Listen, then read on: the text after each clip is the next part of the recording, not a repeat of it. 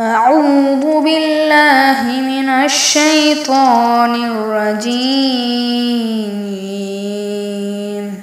ويقول الذين كفروا لولا أنزل عليه آية من ربه قل إن الله يضل من يشاء ويهدي إليه من أناب الذين آمنوا وتطمئن قلوبهم بذكر الله ألا بذكر الله تطمئن القلوب الذين آمنوا وعملوا الصالحات طوبى لهم وحسن مآب.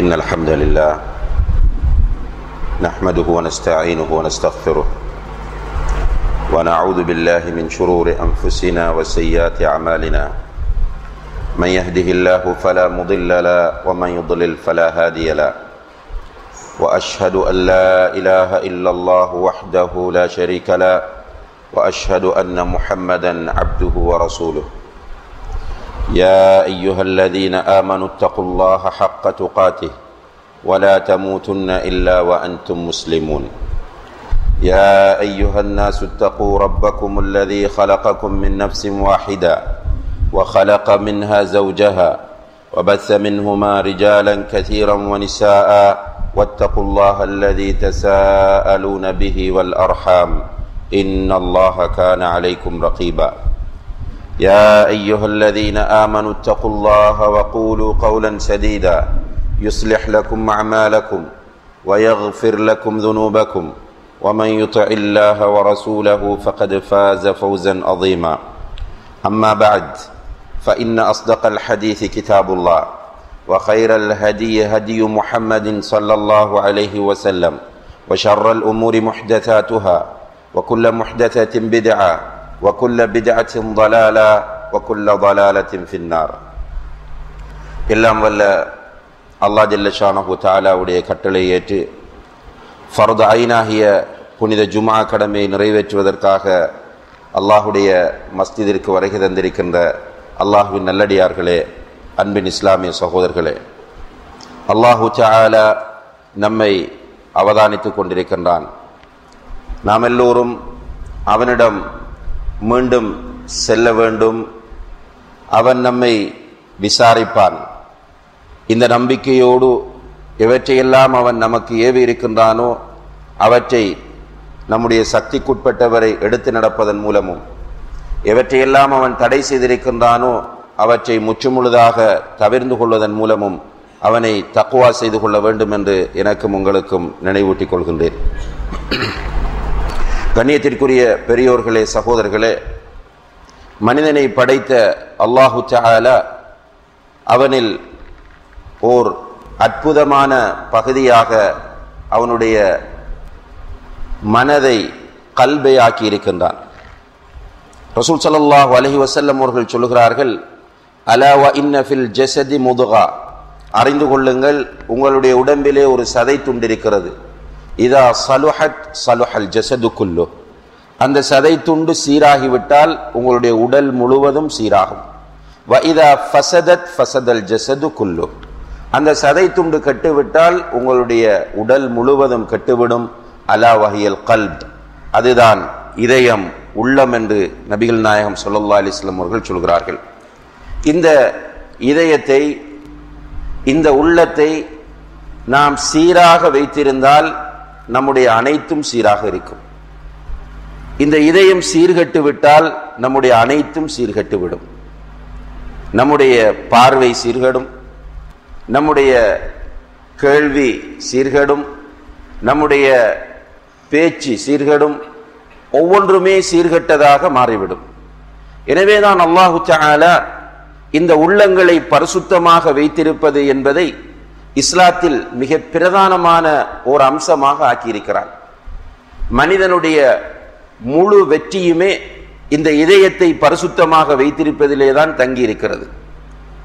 அல்லாஹு தஆலா சூரத்து ஷம்ஸ் என்ற அத்தியாயத்தில் வஷ்ஷம்ஸி வதுஹாஹா வல் கமரி இதா தலாஹா வன்னஹாரி இதா ஜல்லாஹா என்று தொடர்ச்சியாக 11 தடவைகள் சத்தியம் செய்கிறார்.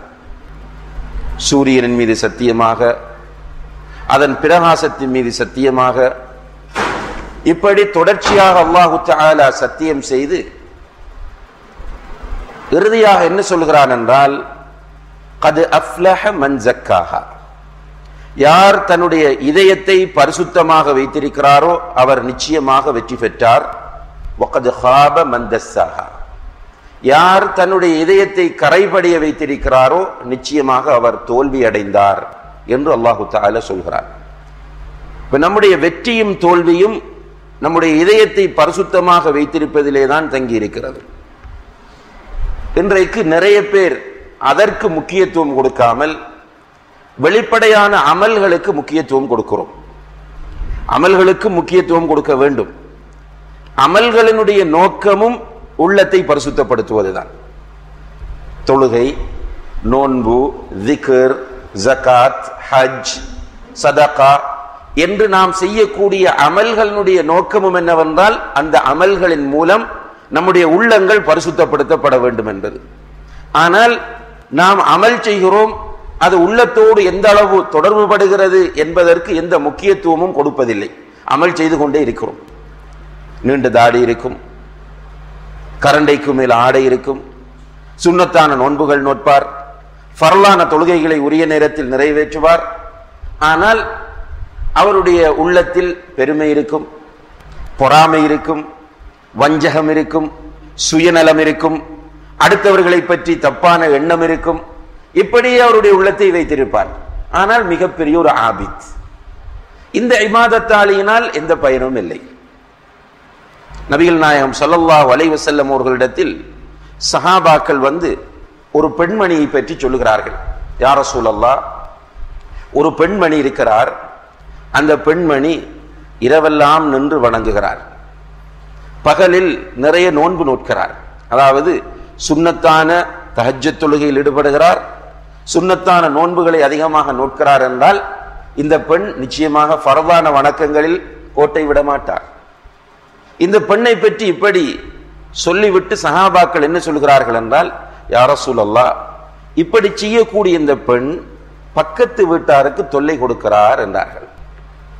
இவ்வளவு இபாதத்தும் செய்யக்கூடிய இந்த பெண் தன்னுடைய பக்கத்தில் வாழக்கூடிய மக்களுக்கு தொல்லை கொடுக்கக்கூடியவராக இருக்கிறார் என்று சொன்ன போது அல்லாஹ்வுடைய தூதர் சொன்னார்கள், ஹிய ஃபின்னார். அல்லாஹு அக்பர். அந்த பெண்மணி நரகவாசி என்றார்கள். அப்ப இபாதத்துகள் உள்ளத்தை பண்படுத்தாவிட்டால், உள்ளத்தை பரிசுத்தப்படுத்தாவிட்டால் அந்த இபாதத்துகள் பயனற்றதாக ஆகிவிடும் என்பதை நபிகள் நாயகம் ஸல்லல்லாஹு அலைஹி வஸல்லம் அவர்கள் இந்த சம்பவத்தின் மூலம் நமக்கு உணர்த்துகிறார்கள். உள்ளம், மனிதனுடைய உள்ளம் சீரடைந்தால் அவன் இந்த உலகத்தில் சந்தோஷமாக இருப்பான், அவனோடு சேர்ந்து வாழக்கூடிய சமுதாயம் சந்தோஷமாக இருக்கும், அவனுடைய இறுதி முடிவு வெற்றியாக அமையும். எனவேதான் நபிகள் நாயகம் ஸல்லல்லாஹு அலைஹி வஸல்லம் அவர்களை தூதராக அனுப்பியதை பற்றி அல்லாஹு தஆலா அல் குர்ஆனில் சொல்லும்போது, ஹுவல்லதீ பஅஸ ஃபில் உம்மீயீன ரசூலம் மின்ஹும், உம்மிக்களுக்கு மத்தியிலிருந்து ஒரு தூதரை அல்லாஹ் அனுப்பி இருக்கிறான். உம்மி என்றால் எழுத படிக்க தெரியாதவர், மார்க்கம் தெரியாதவர் என்கிற அர்த்தங்கள் இருக்கின்றன. இப்படியான ஒரு சமுதாயத்தில் ஒரு தூதரை அல்லாஹு தஆலா அனுப்பி இருக்கிறான். யத்லு அலைஹிம் ஆயாத்திஹி, இந்த தூதருடைய பணி என்னவென்றால் அல்லாஹ்விடமிருந்து வருகிற வேத வசனங்களை அவர்களுக்கு ஓதி காண்பிப்பார். வயுஸக்கீஹிம், அவர்களை பரிசுத்தப்படுத்துவார். குர்ஆன் வசனங்களை ஓதி ஓதி அந்த மக்களுக்கு நிறைய தகவல்களை மாத்திரம் கொடுத்து கொண்டிருக்க மாட்டார். அந்த மக்களை பண்படுத்துவார். அவர்களுடைய உள்ளங்கள் பரிசுத்தம் அடைவதற்கு தேவையான வழிகளை ஏற்பாடு செய்வார். அவர்களுக்கு அதற்கு தேவையான தர்பியாவை வழங்குவார். இது நபியுடைய ஒரு பொறுப்பு என்று அல்லாஹு தஆலா சொல்கிறார். நபிகள் நாயகம் ஸல்லல்லாஹு அலைஹி வஸல்லம் அவர்கள் அந்த சமுதாயத்தில் வந்து இந்த பொறுப்பை மிகச் சரியாக நிறைவேற்றினார்கள். ஒரு சின்ன கரை கூட அவர்களை ஈமான் கொண்டு வருகிற மக்களுடைய உள்ளங்களில் படியக்கூடாது என்பதில் மிக உறுதியாகவும் தெளிவாகவும் அல்லாஹ்வுடைய தூதர் இருந்தார்கள். சின்ன கரை கூட விழாமல் பார்த்தார்கள். உதாரணமாக, ஒரு நாள் அபூ தர்ருல் கிஃபாரி ரலியல்லாஹு அன்ஹு அவர்களுக்கும் பிலால் இப்னு ரபாஹ் ரலியல்லாஹு அன்ஹு அவர்களுக்கும் இடையில் ஒரு கருத்து முரண்பாடு ஏற்படுகிறது. அபூதர் ஒரு சிவப்பான நல்ல நிறமுள்ள மனிதர், பிலால் ரலியல்லாஹு அன்ஹு அவர்கள் கண்ணங்கரையிலிருந்து இருப்பார். இது அல்லாஹ்வுடைய படைப்பு. கோபம் மேலிட்டால் அபூதர் ரலியல்லாஹு அன்ஹு அவர்கள் பிலாலை பார்த்து யப்ன சௌதா என்று சொல்லிவிட்டார், கருப்பியின் மகனே என்று. அது கோபத்தினால் சொன்னது. ஆனால் அந்த வார்த்தை பிலால் ரலியல்லாஹு அன்ஹு அவர்களுடைய மனதை புண்படுத்தியது. பிலால் ரலியல்லாஹு அன்ஹு அவர்கள் செல்லும் போது அல்லாஹ்வுடைய தூதர் சந்திக்கிறார்கள். முகத்தில் காணப்பட்ட சோகத்தை வைத்து என்ன என்று விசாரிக்கிறார்கள். பிலால் ரலியல்லாஹு அன்ஹு அவர்கள் சம்பவத்தை சொன்னார்கள், சொல்லிவிட்டு போய்விட்டார். உடனே ரசூல் ஸல்லல்லாஹு அலைஹி வஸல்லம் அவர்கள் அபூதர் ரலியல்லாஹு அன்ஹு அவர்களை அழைக்கிறார்கள். அழைத்து அபூதரை பார்த்து சொன்னார்கள், யா அபூதர் இன்னக்கும் ருஉன் ஃபீக ஜாஹிலியா, அபூதரே இன்னும் உன்னிடத்தில் ஜாஹிலியத் இருக்கிறது என்றார்கள். அல்லாஹு அக்பர். எப்படி தர்பியா என்று பாருங்கள். என்ன பெருசா என்ன பேசிட்டார்? ஏதாவது குடிமுழுகக்கூடிய அளவுக்கு பேசினாரா? கருப்பியின் மகனை பார்த்து கருப்பியின் மகனே என்று சொன்னார். ஆனால் அல்லாஹ்வுடைய தூதருக்கு கொடுக்கப்பட்ட பொறுப்பு என்ன? அவரை ஈமான் கொள்ளக்கூடியவர்கள் இவ்வாறான சிந்தனைகளுக்கு உள்ளாகக்கூடாது. எனவே அபூதர் ரலியல்லாஹு அன்ஹு அவர்களை அழைத்து, யா அபூதர் இன்னக்கும் ருஉன் ஃபீக ஜாஹிலியா, அபூதரே இன்னும் உன்னிடத்தில் ஜாஹிலியத் இருக்கிறது என்று சொன்னார்கள். அபூதர் ரலியல்லாஹு அன்ஹு அவர்கள், யா ரசூலல்லாஹ், பிலாலும் என்னை திட்டினார், அதற்குத்தான் நானும் திட்டினேன், அவரை கண்டிக்காமல் என்னை மாத்திரம் ஏன் கண்டிக்கிறீர்கள் என்று விவாதித்துக் கொண்டிருக்கவில்லை. ரசூலுல்லாஹி அலைஹி வஸல்லம் அவர்களுடைய தர்பியாவை பெற்ற அந்த அபூதர் ரலியல்லாஹு அன்ஹு ஓடுகிறார், வேகமாக செல்கிறார். ரசூலுல்லாஹி அலைஹி வஸல்லம் அவர்கள் இவ்வாறு சொன்ன மாத்திரத்தில் உடனே புறப்படுகிறார். எங்கே செல்கிறார் தெரியுமா? பிலாலை தேடி செல்கிறார். பிலால் ரலியல்லாஹு அன்ஹு அவர்கள் ஒரு இடத்தில் உட்கார்ந்து இருக்கிறார் சோகமாக. அவருக்கு முன்னால் போய் நிலத்தில் படுத்துக் கொண்டார். அபூதர் ரலியல்லாஹு அன்ஹு அவர்கள் அவருக்கு முன்னால் போய் நிலத்தில் படுத்து சொன்னார்கள், பிலாலே உன்னுடைய காலால் என்னுடைய கன்னத்தில் ஏறி மிதித்து விடு என்றார்கள். உன்னுடைய பாதத்தால் என்னுடைய கன்னத்தில் ஏறி மிதித்து விடு, அதற்கு பிறகுதான் என்னுடைய மனம் அமைதியடையும் என்றார். அபூதர் ரலியல்லாஹு அன்ஹு பிலால் ரலியல்லாஹு அன்ஹு அவர்கள் நல்ல சந்தர்ப்பம் கிடைத்தது என்று ஏறி மிதிக்கவில்லை. அவர்களும் உடனே அபூதரை எழுப்பி தூக்கி இரண்டு பேரும் முஆனகா செய்து கொள்கிறார்கள். ரசூலுல்லாஹி அலைஹி வஸல்லம் அவர்கள் அவர்களுடைய பொறுப்பை நிறைவேற்றியதற்கு இது மிக முக்கியமான ஒரு எடுத்துக்காட்டாகும்.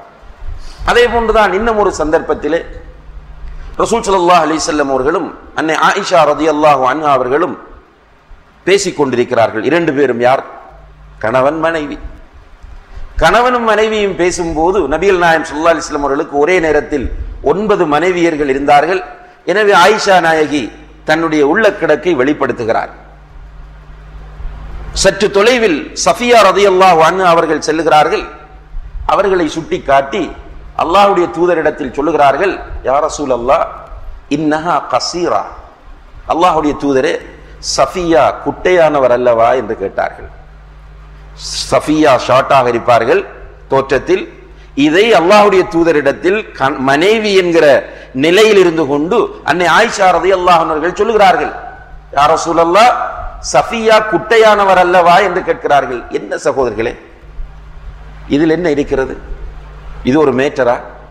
இது ஒரு பிரச்சனையா என்றுதான் நாம் யோசிப்போம். அல்லாஹ்வுடைய தூதர் ஆயிஷாவிடத்தில் என்ன சொன்னார்கள் தெரியுமா? யா ஆயிஷா இன்னகி குல்தி கலிமா லவ் முஸிஜத் மா அல் பஹர் லமஸஜத்துஹு, ஆயிஷாவே நீ சொன்ன இந்த வார்த்தையை கடலில் கலந்தால் கடல் நீர் கெட்டுவிடும் என்றார்கள். அல்லாஹு அக்பர். நீ சொன்ன இந்த வார்த்தையை கடலில் கலந்தால் கடல் நீர் கெட்டுவிடும் என்றார்கள். அப்படியான கடுமையான பயிற்சிகளை அவர்கள் தங்களுடைய தோழர்களுக்கு வழங்குகிறார்கள். ஏனென்றால் தன்னை ஈமான் கொண்டிருக்கிற மக்கள் சுவர்க்கம் செல்ல வேண்டும். சுவர்க்கம் செல்ல வேண்டும் என்றால் அவர்களுடைய உள்ளம் பரிசுத்தமாக இருக்க வேண்டும். அல்லாஹு தஆலா நபி இப்ராஹிம் அலைஹிஸ்ஸலாம் அவர்கள் செய்த ஒரு பிரார்த்தனையை அல் குர்ஆனில் பதிவு செய்கிறான். வலா துஹ்ஸினி யௌம யுபஅஸூன், யா அல்லாஹ் மக்கள் எல்லோரும் எழுப்பப்படக்கூடிய அந்த நாளில் என்னை நீ இழிவுபடுத்தி விடாதே. யௌம லா யன்ஃபஉ மாலுன் வலா பனூன், அந்த நாளில் சொத்துக்கள் எந்த பயனையும் தர மாட்டாது, பிள்ளைகளும் எந்த பயனும் அளிக்க மாட்டார்கள். இல்லாமன் அத்தல்லாஹ பிகல்பின் சலீம், யார் பரிசுத்தமான இதயத்தோடு வருகிறாரோ அவரை தவிர என்றார்கள். பரிசுத்தமான இதயத்தோடு அல்லாஹுக்கு முன்னால் போய் நின்றால்தான் மறுமையிலே வெற்றி இருக்கிறதே தவிர, இந்த உலகத்தில் மக்களுக்கு நிறைய அமல் செய்வது போன்று காட்டிவிட்டு நிறைய சாதிப்பது போன்று காட்டிக்கொண்டு உள்ளம் நிறைய நோயோடு செல்கிறவர்களுக்கு நிச்சயமாக வெற்றி இல்லை. எனவேதான் அல்லாஹ்வுடைய தூதர் தன்னுடைய சஹாபாக்களுக்கு இப்படியான கடுமையான பயிற்சிகளை கொடுக்கிறார்கள். இன்னும் ஒரு நாள் ரசூல் ஸல்லல்லாஹு அலைஹி வஸல்லம் அவர்கள் மஸ்ஜித் நபவியிலே இஅ்திகாஃப் இருக்கிறார்கள். அவர்களை பார்ப்பதற்காக மனைவி சஃபியா ரலியல்லாஹு அன்ஹா அவர்கள் வருகிறார்கள். வந்தவர்களோடு வெளியில் வந்து அல்லாஹ்வுடைய தூதர் பேசிக்கொண்டு நிற்கிறார்கள். மஸ்ஜிதிற்கு வெளியே வந்து பேசிக்கொண்டு நிற்கிறார்கள். இந்த நேரத்தில் அவ்வழியே 2 அன்சாரி தோழர்கள் வருகிறார்கள். வந்தவர்கள் அல்லாஹ்வுடைய தூதரை பார்த்ததும் வேகமாக நடந்தார்கள். யதார்த்தமாக நடந்து வந்தவர்கள் வேகத்தை கூட்டுகிறார்கள். அல்லாஹ்வுடைய தூதர் அவர்களை பார்த்து சொன்னார்கள், அலா ரிஸ்லிகுமா, நிதானமாக செல்லுங்கள், இன்னஹா சஃபியா பின்த் ஹுயை, நான் பேசிக் கொண்டிருப்பதனுடைய மனைவி சஃபியா என்றார்கள். 2 சஹாபாக்களுக்கும் தூக்கி வாரி போட்டு விட்டது.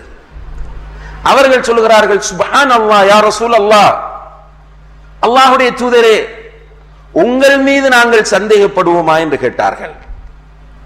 ரசூலுல்லாஹி அலைஹி வஸல்லம் அவர்கள் சொன்னார்கள், இன்ன ஷைத்தான யஜ்ரி ஃபி இப்னி ஆதம் மஜ்ரத்தம், ஷைத்தான் ஆதமுடைய மகனின் நாடி நாளங்களிலெல்லாம் ஓடுகிறான். ஷைத்தான் ஆதமுடைய மகனின் நாடி நாளங்களிலெல்லாம் ஓடுகிறான். வ இன்னி ஹஷீது அன் யூகிஅ ஃபி குலூபிகுமா ஷைஆ, உங்களுடைய உள்ளத்தில் அவன் ஏதாவது ஒரு தப்பபிப்பிராயத்தை ஏற்படுத்தி விடுவான் என்று நான் பயந்தேன் என்றார்கள். தன்னுடைய தோழர்கள் எந்த வழியிலும் மனம் நோய்வாய்ப்பட்டு விடக் கூடாது என்பதில் ரசூல் ஸல்லல்லாஹு அலைஹி வஸல்லம் அவர்கள் மிக தெளிவாக இருந்து அந்த பணியில் அவர்கள் வெற்றியும் பெற்றார்கள். பரிசுத்தமான இதயத்தையுடைய மனிதர்களை நபி ஸல்லல்லாஹு அலைஹி வஸல்லம் அவர்கள் உருவாக்கினார்கள்.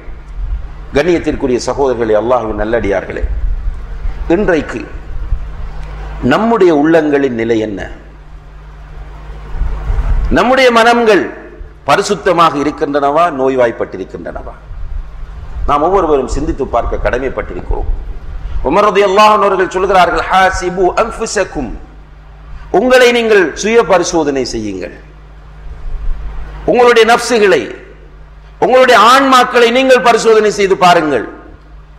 நம்முடைய ஆன்மாக்களை நாம் பரிசோதனை செய்து பார்க்கிற போது நம்முடைய ஆன்மாக்கள் கரை படிந்திருப்பதையும் நோய்வாய்ப்பட்டிருப்பதையும் நம்மால் உணர முடிகிறது. சகோதரர்களே, அல்லாஹு தஆலா சூரத்துல் அன்ஃபால் 2வது வசனத்தில் சொல்கிறான், இன்னமல் முஃமினூன அல்லதீன இதா ذுக்கிரல்லாஹு வஜிலத் குலூபுஹும், உண்மையான மூமின்களிடம் அல்லாஹ் என்று நினைவுபடுத்தப்பட்டால் அவர்களுடைய உள்ளம் நடுங்கும்.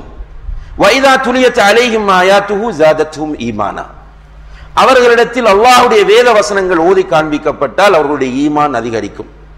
இது நமக்கு நடக்கிறதா? அல்லாஹ் என்றால் உள்ளத்தில் நடுக்கம் வருகிறதா?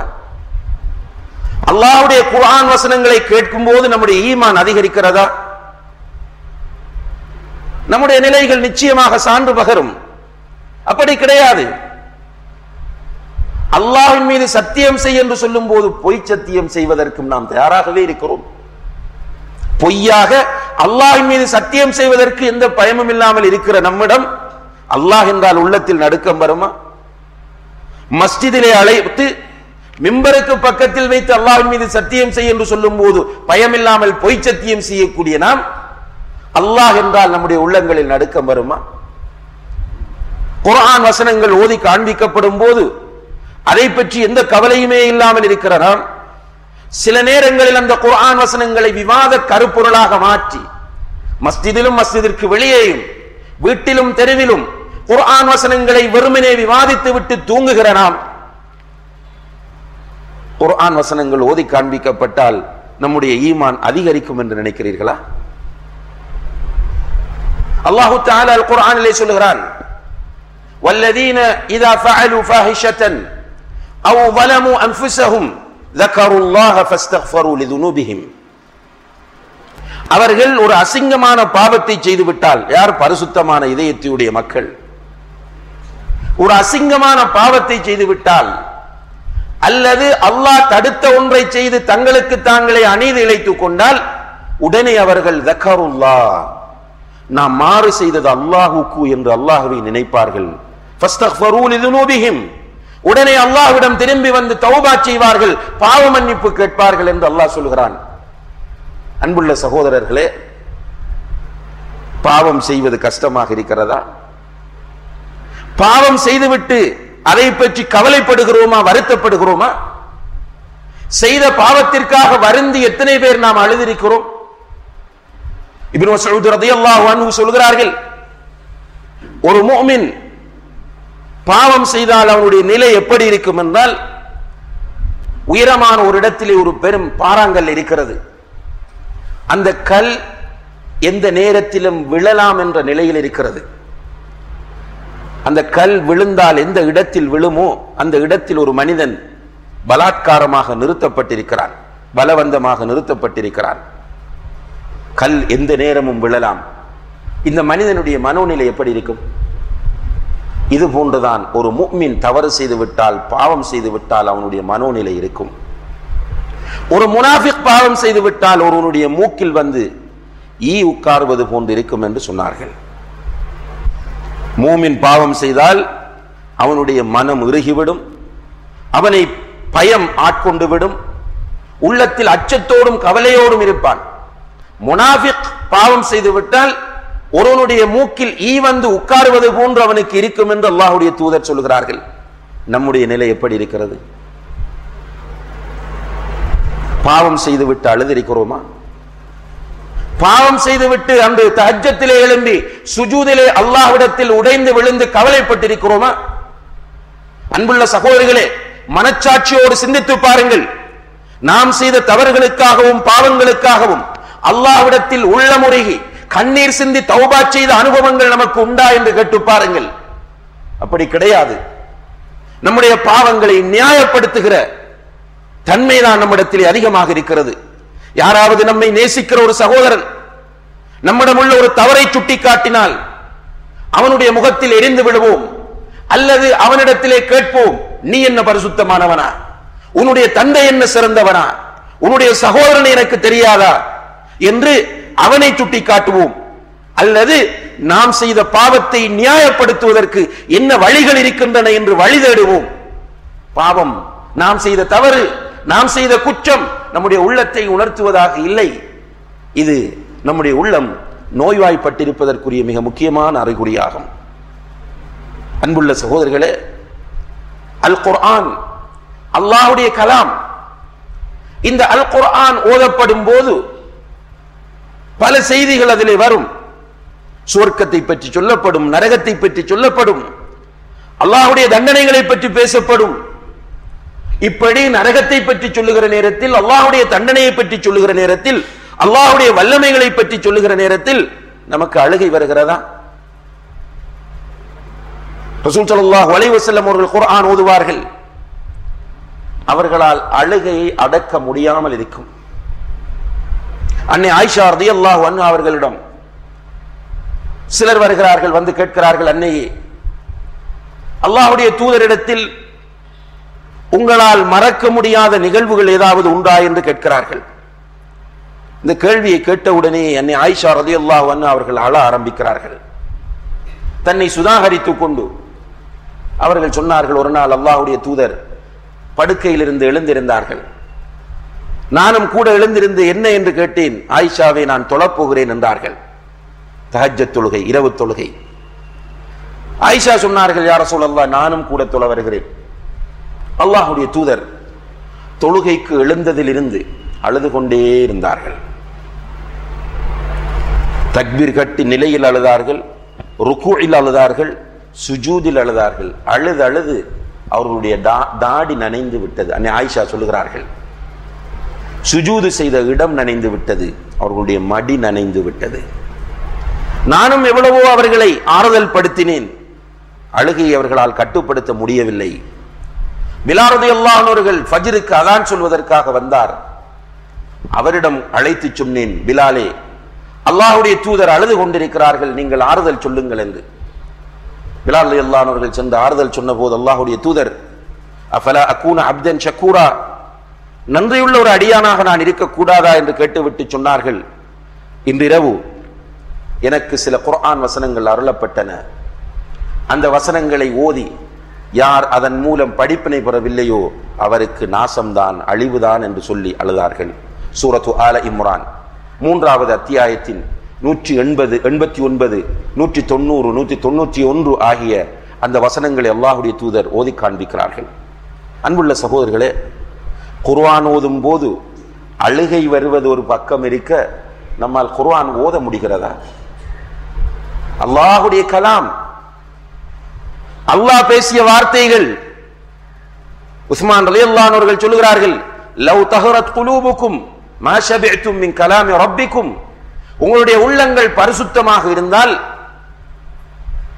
உங்களுடைய ரப்புடைய வார்த்தைகள் உங்களுக்கு தெவிட்டாது என்று சொல்கிறார்கள். உங்களுடைய உள்ளங்கள் பரிசுத்தமாக இருந்தால் குர்ஆன் உங்களுக்கு தெவிட்டாது, ஓத ஓத ஓதிக்கொண்டே இருக்க வேண்டும் போல் இருக்கும். இன்றைக்கு நம்மால் நியூஸ் பேப்பர் படிக்க முடியும், நம்மால் நீண்ட நேரம் டிவிக்கு முன்னால் உட்கார்ந்து சினிமாவையும் டிராமாவையும் பார்க்க முடியும், நீண்ட நேரம் விளையாட்டுகளை பார்க்க முடியும், கடைத்தெருக்களிலே உட்கார்ந்து ஊர் பலாய்களையும் புறம் கோல் போன்றவற்றையும் பேசிக் கொண்டிருக்க முடியும். ஆனால் குர்ஆனை ஓத எடுத்தால் நமக்கு தூக்கம் வரும், குர்ஆனை ஓத எடுத்தால் கொட்டாவி வரும், ஒரு பக்கம் ஓதிவிட்டால் மிகப்பெரிய ஒரு சாதனை படைத்தது போன்ற உணர்வு வரும். நிறைய பேருக்கு குர்ஆன் ஓதவே தெரியாது. நம்முடைய உள்ளங்கள் நோய்வாய்ப்பட்டிருக்கின்றன என்பதற்கு இது மிகப்பெரிய எடுத்துக்காட்டாகும். உள்ளம் பரிசுத்தமாக இருந்தால் நிச்சயமாக கண்ணியத்திற்குரிய சகோதரர்களே, அல்லாஹ்வுடைய கலாமை ஓதுவது என்பது நமக்கு மிக இலகுவானதாக மாறும். அல்லாஹ்வுடைய கலாமை ஓதும் போது நமக்கு அழுகை வரும். ரசூலுல்லாஹி அலைஹி வஸல்லம் அவர்கள் சஹாபாக்களிடத்திலே சூரத்து நஜ்மினுடைய கடைசி வசனங்களை ஓதுகிறார்கள். அஃபமின் ஹாதல் ஹதீஸ் தஅஜபூன் வதضحكون ولا تبكون وانتم سامدون. அல்லாஹ்வுடைய இந்த குர்ஆனை நீங்கள் ஓதுகிறீர்கள், ஓதிவிட்டு அதில் உள்ள செய்திகளை பார்த்து ஆச்சரியப்படுகிறீர்கள், உங்களுக்கு அழுகை வருவதில்லை என்று அந்த வசனங்களை ஓதி காண்பிக்கிறார்கள். என்ன நடந்தது தெரியுமா? மஸ்ஜிதிலே உட்கார்ந்திருந்த அத்தனை சஹாபாக்களும் தங்களுடைய முகங்களை கைகளுக்குள் புதைத்துக் கொண்டு விம்மி விம்மி தேம்பி தேம்பி அழ ஆரம்பித்து விட்டார்கள். குர்ஆன் இதயம் பரிசுத்தமாக இருக்கிற மனிதர்களுக்கு தெவிட்டாது, ஓத ஓத ஓதிக்கொண்டே இருக்க வேண்டும் போன்று இருக்கும். அதை ஓதும் போது பொருளுணர்ந்து, குறிப்பாக மறுமையை பற்றி, நரகத்தை பற்றி, அல்லாஹ்வுடைய வல்லமையை பற்றி, அல்லாஹ்வுடைய தண்டனையை பற்றி சொல்லும் போது அந்த உள்ளங்களால் அழுகையை அடக்க முடியாமல் அழுகை வரும் என்று நாம் பார்க்கிறோம். நம்முடைய வாழ்க்கைக்கும் அதற்கும் தொடர்பில்லை. இது வேறொரு சமுதாயத்தை பற்றி பேசுவது போன்று இருக்கிறது. ஏனென்றால் நம்முடைய உள்ளங்கள் நோய்வாய்ப்பட்டிருக்கின்றன. அன்புள்ள சகோதரர்களே, ரசூல் ஸல்லல்லாஹு அலைஹி வஸல்லம் அவர்கள் சஹாபாக்களுக்கு நரகத்தை எச்சரிக்கை செய்வார்கள்.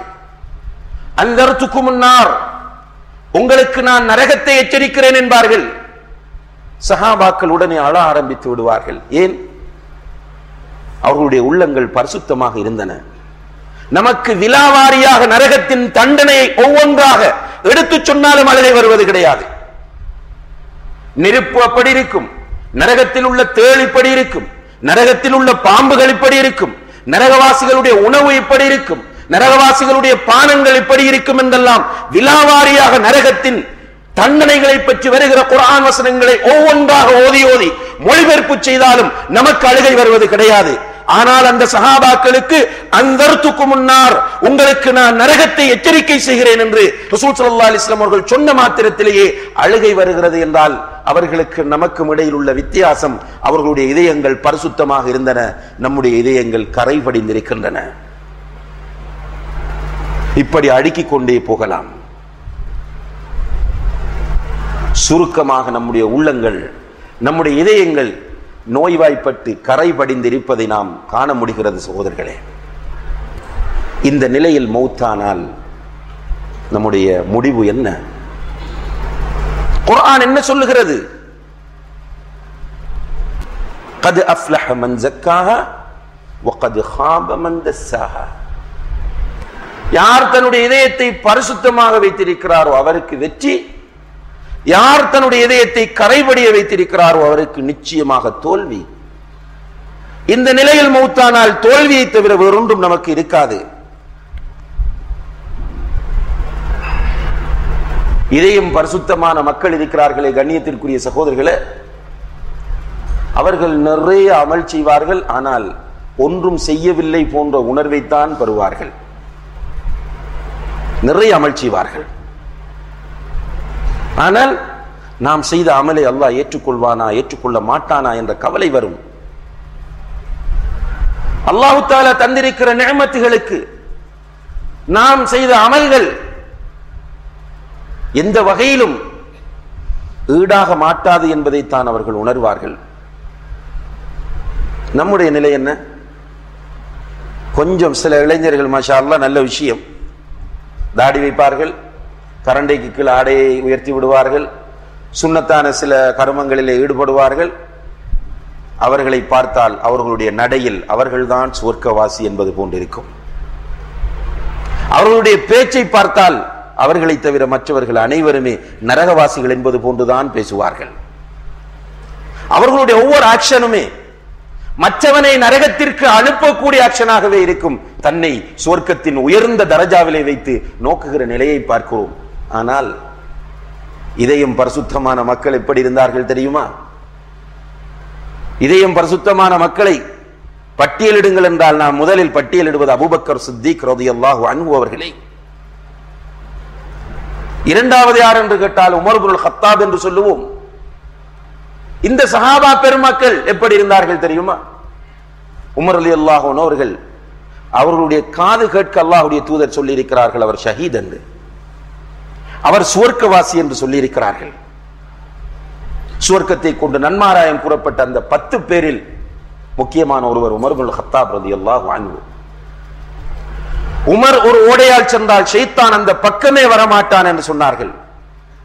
அப்படியான உமர் ரலியல்லாஹு அன்ஹு அவர்கள் ரசூல் ஸல்லல்லாஹு அலைஹி வஸல்லம் அவர்கள் வஃபாத்தான பிறகு, வஃபாத்தானவுடன் ரசூல் ஸல்லல்லாஹு அலைஹி வஸல்லம் அவர்களுடைய அந்தரங்க ரகசிய தோழராக இருந்த ஹுதைஃபா ரலியல்லாஹு அன்ஹு அவர்களை தேடி செல்கிறார்.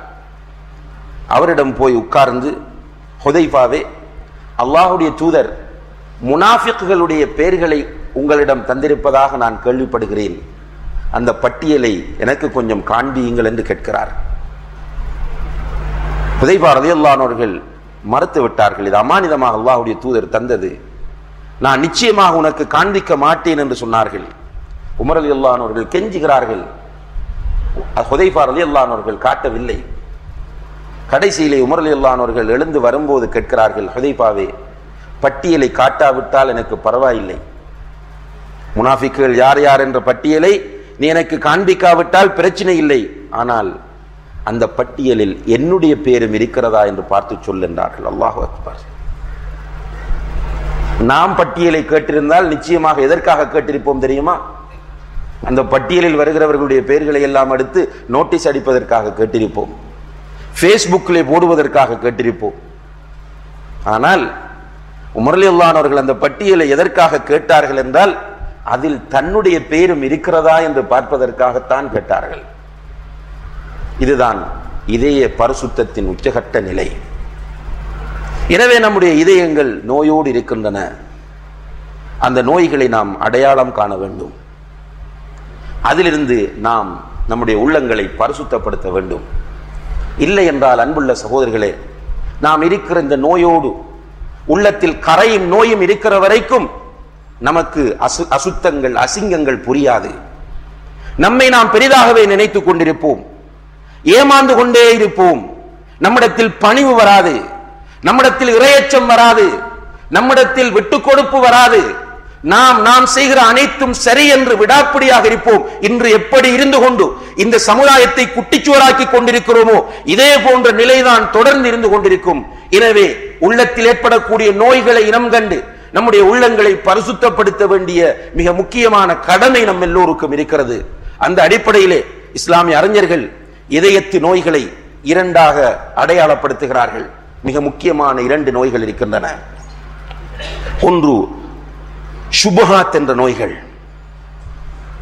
சுபஹாத் என்றால் சந்தேகம். இரண்டாவதாக ஷஹவாத் என்ற நோய்கள். ஷஹவாத் என்றால் இச்சைகள். சந்தேகம் என்பது நம்முடைய நடைமுறையில் உள்ள சந்தேகமும் இதயத்து நோய்தான். ஆனால் இங்கே குறிப்பிடப்படுகிற சந்தேகம் அதுவல்ல. நாம் ஈமான் கொள்ள வேண்டிய விஷயங்களில் ஏற்படக்கூடிய சந்தேகம். ஈமான் கொள்ள வேண்டிய 6 அடிப்படைகளிலும் ஒரு முஃமினுக்கு கடுகளவும் சந்தேகம் இருக்கக்கூடாது. கடுகளவும் இருக்கக்கூடாது. எப்படி நம்முடைய கண் முன்னால் ஒன்றை காணும் போது அதை உறுதியாக நம்புகிறோமோ அதே போன்றுதான் ஈமானோடு தொடர்பான விஷயங்களையும் உறுதியாக நம்ப வேண்டும். அன்புள்ள சகோதரர்களே, ஈமான் கொள்ள வேண்டிய விஷயங்கள் நமக்கு தெரியுமா? ஈமான் கொள்ள வேண்டிய விஷயங்களை படித்திருக்கிறோமா? ஈமான் கொள்ள வேண்டிய விஷயங்களை அறிந்து கொள்வதற்காக முயற்சிகள் செய்திருக்கிறோமா? யாராவது உலமாக்களிடம் போய் எனக்கு ஈமான் கொள்ள வேண்டிய விஷயங்களை சொல்லித்தாருங்கள் என்று கேட்டு உட்கார்ந்திருக்கிறோமா என்று கேட்டால் நேரம் இல்லை என்று சொல்லுவோம். இன்னா லில்லாஹி வ இன்னா இலைஹி ராஜிஊன்.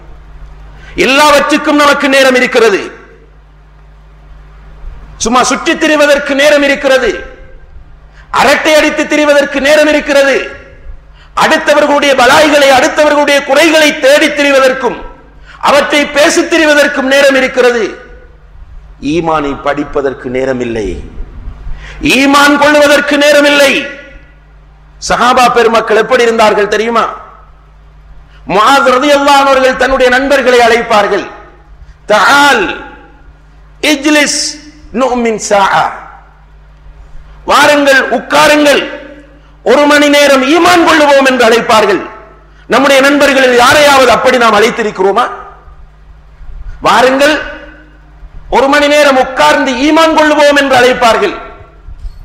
அன்புள்ள சகோதரர்களே, நிதானமாகவும் கவனமாகவும் சிந்திக்க வேண்டிய விஷயம், சீரியஸாக சிந்திக்க வேண்டிய விஷயம். ஏதோ பயானில் தொடர்ந்து சொல்கிறார்கள் என்பதற்காக அதை பலமையாக அசட்டை செய்வது போன்று அசட்டை செய்யக்கூடிய ஒரு விஷயம் அல்ல. ஏனென்றால் இந்த உலகத்தில் நம்முடைய வாழ்க்கை தற்காலிகமானது. எவ்வளவு காலம் வாழப்போகிறோம் என்பதை அல்லாஹ்வை தவிர வேறு யாரும் அறிய மாட்டார்கள். அதுவும் மேக்சிமம் இந்த உலகத்தில் ஒரு மனிதனுடைய ஆயுள் என்பது 60க்கும் 70க்கும் இடைப்பட்டது என்று அல்லாஹ்வுடைய தூதர் சொல்லுகிறார்கள். மேக்சிமம். இப்போது உலக அழிவு நெருங்கிவிட்ட காரணத்தினால் திடீர் வஃபாத்துகளை, திடீர் மரணங்களை நிறைய பார்க்கிறோம். எந்த நேரத்தில் நாம் மௌத்தாகுவோம் என்பது நமக்கு தெரியாது. கபருடைய ஒரு வாழ்க்கை இருக்கிறது. ஆனால் கபருடைய வாழ்க்கை எத்தனை வருடங்கள் என்பதை அல்லாஹ்வை தவிர வேறு யாரும் அறிய மாட்டார்கள். அதற்கு பிறகு ஒரு வாழ்க்கை இருக்கிறது. அதுதான் மஹ்ஷருடைய வாழ்க்கை. அந்த மஹ்ஷருடைய வாழ்க்கை 50,000 வருடங்கள். அதற்கு பிறகு நிரந்தரமான சுவர்க்கம், நிரந்தரமான நரகம். இந்த நீண்ட வாழ்க்கைக்கு தயார்படுத்துகிற இடம்தான் இந்த உலகமே தவிர, இந்த உலகத்தில் ஒரு அழகான வீட்டை கட்டிவிட்டு அதை சுற்றி சுற்றி வந்து அதிலே ஏசியை பூட்டிவிட்டு அந்த படுக்கை அறையிலே உறங்கி அதில் பெருமை அடிப்பதற்கும் இன்பம் காண்பதற்குமாக அல்லாஹ் தஆலா இந்த உலகத்தில் நம்மை படைக்கவில்லை. இந்த உலகத்திலே சொத்துக்களை சேர்த்து வைத்து அதை அழகு பார்ப்பதற்காக அல்லாஹ் படைக்கவில்லை. குழந்தைகளுக்காக சொத்துக்களை சேர்த்து வைத்துவிட்டு போய்விடுவதற்காக அல்லாஹ் படைக்கவில்லை. இந்த உலகத்தில் அல்லாஹ் நம்மை படைத்திருப்பது அந்த நீண்ட நெடிய வாழ்க்கையில் நாம் வெற்றி பெறுவதற்குரிய கட்டி சாதனங்களை இந்த உலகத்தில் தேடிக்கொள்வதற்காகத்தான் அல்லாஹ் இந்த உலகத்தில் படைத்திருக்கிறான் என்ற இந்த அடிப்படையான உண்மையை ஈமான் கொள்ளக்கூடியவர்கள், இந்த அடிப்படையான உண்மையை புரிந்து கொள்ளக்கூடியவர்கள் ஈமானை புதுப்பிப்பார்கள், ஈமான் கொள்ளுவார்கள். நண்பனை பார்த்து அழைப்பார்கள், தஆல் இஜ்லிஸ் நுமின் ஸாஆ, வாருங்கள் உட்கார்ந்து 1 மணி நேரம் ஈமான் கொள்ளுவோம் என்று சொல்வார்கள். கிடைக்கிற ஒவ்வொரு அவகாசத்தையும், ஒவ்வொரு நொடியையும் அல்லாஹ்வுடைய திருப்தியில் கழிப்பதற்கு விரும்புவார்கள். ஒரு சின்ன இடைவெளி கிடைத்து விட்டால் குறைந்தது சுப்ஹானல்லாஹி வ பிஹம்திஹி சுப்ஹானல்லாஹில் அஸீம் என்பதை அதில் சொல்லி மீசானை கதிக்க வைக்க வேண்டும் என்றுதான் விரும்புவார்கள். நம்முடைய நிலைமை ஏதோ இந்த உலகம்தான் எல்லாம் என்ற உணர்வோடு வாழ்ந்து கொண்டிருக்கிறோம். உலகத்தில் கிடைக்கிற அந்தஸ்துக்களும் செல்வாக்கும் மதிப்பும் மரியாதையும் தான் எல்லாம் என்று நினைத்திருக்கிறோம். அதனால் தான் ஈமான் என்றால் என்ன என்று தெரியவில்லை, ஈமான் கொள்ள வேண்டிய அம்சங்கள் என்ன என்று தெரியவில்லை. சுருக்கமாக கேட்டால் ஈமான் கொள்ள வேண்டிய அடிப்படைகள் 6 என்று சொல்லுவோம். அல்லாஹ், மலக்குகள், வேதங்கள், தூதர்கள், மறுமை, கலா கதிர் என்று சொல்லுவோம். இதை பற்றி ஏதாவது உங்களுக்கு தெரியுமா என்று கேட்டால் சொல்வதற்கு பதில் இல்லை. ஈமானின் அடிப்படை அல்லாஹ். அல்லாஹ்வை பற்றி உங்களுக்கு என்ன தெரியும் என்று கேட்டால் அல்லாஹ் இருக்கிறான், அல்லாஹ் இருக்கிறான் என்று சொல்வோமே தவிர அல்லாஹ்வை பற்றி ஒன்றுமே தெரியாது சகோதரர்களே. அல்லாஹ் எங்கே இருக்கிறான் என்பது கூட சரியான ஆதாரங்களோடு தெரியாது. அல்லாஹ்வுடைய பெயர்கள் எத்தனை என்பது தெரியாது. அல்லாஹ்வுடைய பெயர்களில் 99 பெயர்களை அல்லாஹ்வுடைய தூதர் அடையாளப்படுத்தி இவற்றை யார் பொருள் நடந்து மனனம் செய்கிறாரோ அவருக்கு சுவர்க்கம் என்றார்கள். அப்படியான அந்த 99 பெயர்களில் ஒரு 10 பேராவது பொருளோடு தெரியுமா என்று கேட்டால் அதுவும் தெரியாது. அல்லாஹ்வை அறிந்து கொள்வதற்காக நீ என்ன முயற்சி செய்திருக்கிறாய் என்று நம்மிடம் கேட்டால் அதற்கும் நம்மிடம் பதில் கிடையாது. அல்லாஹ்வில் சந்தேகம். மறுமை நாளை பற்றி என்ன படித்திருக்கிறோம்? அன்புள்ள சகோதரர்களே, அல் குர்ஆன் யாருக்கு அருளப்பட்டது? மக்காவில் உள்ள முஷ்ரிக்குகளுக்கு அருளப்பட்டதா அல்லது நம்முடைய காலத்தில் வாழக்கூடிய இந்துக்களுக்கு வழிகாட்டுவதற்காக அருளப்பட்டதா? எல்லோருக்கும் அருளப்பட்ட வேத நூல். அதை ஈமான் கொண்டவர்கள் நாம். இந்த மறுமையை தெரிந்து கொள்வதற்காக வேண்டி ஒரு சூறாவை, குர்ஆனில் உள்ள ஒரு அத்தியாயத்தை என்னுடைய வாழ்க்கையில் நான் ஓதி இருக்கிறேன் என்று சொல்லுங்கள் பார்க்கலாம். மறுமையை நான் தெரிந்து கொள்வதற்காக வேண்டி மறுமையை பற்றி பேசக்கூடிய ஒரு சூறாவை எடுத்து நான் ஒரு முறை, 2 முறை, 3 முறை படித்து என்னால் அந்த இரவு தூங்க முடியாமல் அழுதேன் என்று உங்களில் யாருக்காவது சொல்ல முடியுமா சகோதரர்களே? ஒரு மாற்று மத சகோதரன் என்னிடம் சொன்னான், ஒரு சூறாவை ஒரு பயானிலே நான் கேட்டேன். பிறகு அந்த சூறாவை தர்ஜமத்துல் குர்ஆனில் எடுத்து படித்தேன். 2-3 தடவைகள் படித்தேன். அந்த இரவு முழுக்க என்னால் தூங்க முடியவில்லை. அதனால் தான் மௌலவி உங்களிடம் நான் வந்திருக்கிறேன், எனக்கு வழிகாட்டுங்கள் என்று வந்திருந்தான். ஒரு கல்லூரி மாணவன் இஸ்லாத்தை ஏற்றுக்கொண்டான், அல்ஹம்துலில்லாஹ். பிறகு அவனை நான் பார்த்திருக்கிறேன் பல ஜனாசா நல்லடக்கங்களிலே. யாரோ ஒருவர், அவனுக்கு இரத்த உறவும் இல்லை, எந்த உறவும் இல்லை, யாரோ ஒருவருடைய ஜனாசாவில் வந்து உட்காருவான். அந்த இளைஞனை நான் பார்ப்பேன், தனிமையிலே இருந்து கொண்டு தேம்பி தேம்பி அழுது கொண்டிருப்பான். மூமின் என்று சொல்லுகிறோம், முஸ்லிம் என்று சொல்லுகிறோம், நமக்கு இப்படி ஒரு அக்கறை போது வந்திருக்கிறது. ஏதாவது ஒரு அரசியல் செய்தி வந்து விட்டதாம் என்றால் பேஸ்புக்கில் போய் உட்கார்ந்து தேடுகிறோம், அன்றைய செய்தித்தாளை புரட்டுகிறோம். நமக்கு கிடைக்கவில்லை என்றால் யாரிடம் இருக்கிறது என்று தேடிச் செல்லுகிறோம்.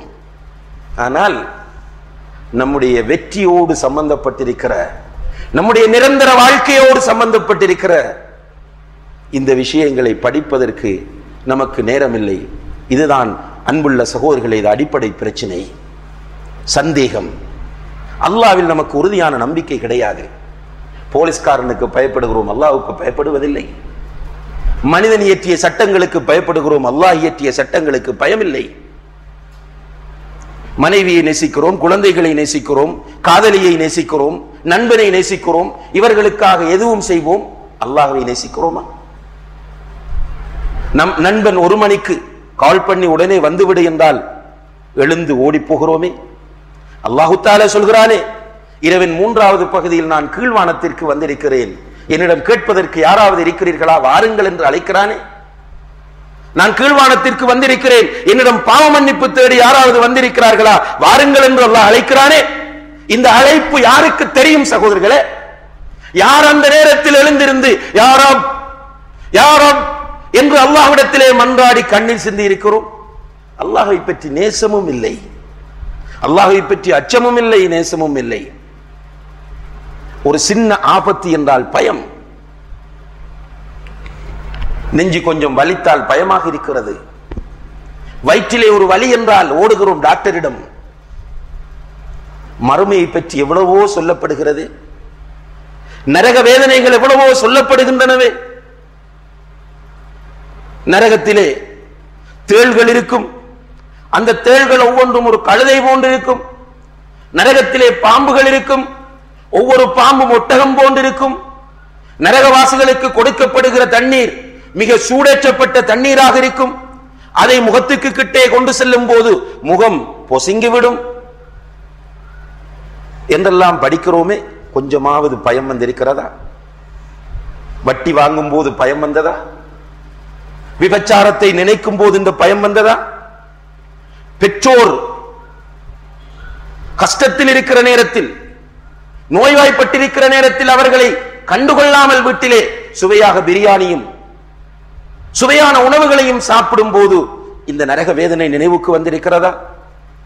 பக்கத்து வீட்டுக்காரனோடு சண்டை செய்கிற நேரத்தில் இந்த நரக வேதனை நினைவுக்கு வந்திருக்கிறதா? நரகத்தின் மீது நம்பிக்கை இல்லை, சந்தேகம். இப்படி சந்தேகம் என்ற நோய் நம்மை ஆக்கிரமித்திருக்கிறது. இதுதான் நம்முடைய உதயத்தில் இருக்கிற மிகப்பெரிய நோய். அடுத்த நோய்தான் ஷஹவாத் என்ற இச்சைகள்,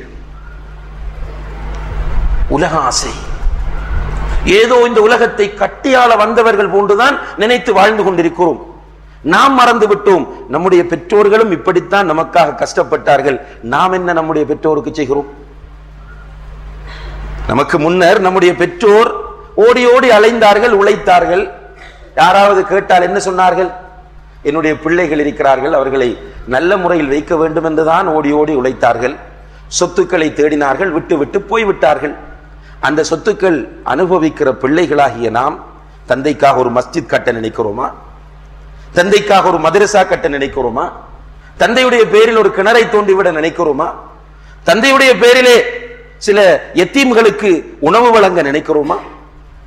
அட்லீஸ்ட் சுஜூதிலே ரப்பிர்ஹமூமா கமா ரப்பயானி சகீரா என்று துவாவாவது செய்கிறோமா? பெற்றோர் மறந்து விட்டார்கள், அவர்களை முழுக்க மறந்து விட்டோம். இதுதான் நமக்கும் நிலை. நாமும் இன்று சொத்து சொத்து என்றுதான் அலைகிறோம். சொத்தா தொழுகையா? சொத்துத்தான். சொத்தா அல்லாஹுடைய சட்டமா? சொத்துத்தான். உலகமா மறுமையா? உலகம்தான். இப்படியே அலைந்து கொண்டிருக்கிறோம். மலக்குல் மௌத் அலைஹிஸ்ஸலாம் அவர்கள் வந்து உயிரை கொண்டு சென்று விடுவார்கள். அதற்கு பிறகு சொத்து என்ன செய்ய போகிறது? இங்கு பெரும் பதவிகளோடு இருந்தோமே, அந்த பதவி என்ன செய்ய போகிறது? முன்கரும் நக்கீரும் அலைஹிமுஸ்ஸலாம் கேள்வி கேட்கும் போது இவை வந்து ஏதாவது செய்ய முடியுமா? நரகத்திலிருந்து ஒரு வாசல் திறக்கப்படும் போது இவர்கள் ஓடி வந்து யா அல்லாஹ் அந்த வாசலை மூடிவிடு என்று சொல்வார்களா? ஆனால் நம்முடைய உள்ளங்களில் இன்று இருப்பது சொத்தாசை, பதவி ஆசை, மக்களுடைய பாராட்டின் மீது உள்ள ஆசை.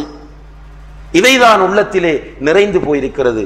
இல்லை என்றால் ஜாஹிலியத்தான பெண்கள் மீது உள்ள மோகம். இப்படியான இரண்டு பெரிய நோய்கள் நம்முடைய உள்ளங்களை ஆக்கிரமித்திருப்பதனால் தான் கண்ணியத்திற்குரிய சகோதரர்களே, இன்றைக்கு நாம் குர்ஆன் ஓதினால் எந்த மாற்றமும் இல்லை. பயானை கேட்கிறோம், கேட்டுவிட்டு போகிறோம். நல்லா யோசிச்சு பாருங்க, நல்ல முறையில் சிந்தித்து பாருங்க. எவ்வளவு பயானை கேட்டிருப்போம், என்ன மாற்றம்? பொருளாதாரத்தில் என்ன மாற்றத்தை உண்டு பண்ணினோம்? குடும்ப வாழ்க்கையில் என்ன மாற்றத்தை உண்டு பண்ணினோம்? எத்தனை பேர் குர்ஆனை பாடமாக்க ஆரம்பித்தோம்? எத்தனை பேர் குர்ஆனை கற்றுக்கொள்ள ஆரம்பித்தோம்? கேட்கிறோம், மாஷா அல்லாஹ். வெளியே போகும்போது நல்ல பயான் அல்லது ஒரு சொதப்பலான பயான், விமர்சிக்கிறோம், போய்கொண்டே இருக்கிறோம். அப்படியே போய்கொண்டுதான் இருக்கிறோம். வயதுகளும் போய்கொண்டே இருக்கிறது, எந்த மாற்றங்களும் இல்லை. அல்லாஹு தஆலா இந்த நிலையிலிருந்து நம் அனைவரையும் பாதுகாக்க வேண்டும். எனவே நம்முடைய உள்ளங்களில் இருக்கிற மிகப்பெரிய நோய்களாக சுபஹாத் என்ற சந்தேகங்களும் ஷஹவாத் என்ற இச்சைகளும் காணப்படுகின்றன. இந்த நோய்களிலிருந்து நம்முடைய உள்ளங்களை பரிசுத்தப்படுத்தினால் மாத்திரம்தான் நாம் மறுமையிலே வெற்றி பெறலாம். எல்லாம் வல்ல அல்லாஹு தஆலா அதற்கு நம் அனைவருக்கும் தௌஃபீக் செய்வானாக. வ ஆகிரு தஅவானா அனில் ஹம்துலில்லாஹி ரப்பில் ஆலமீன்.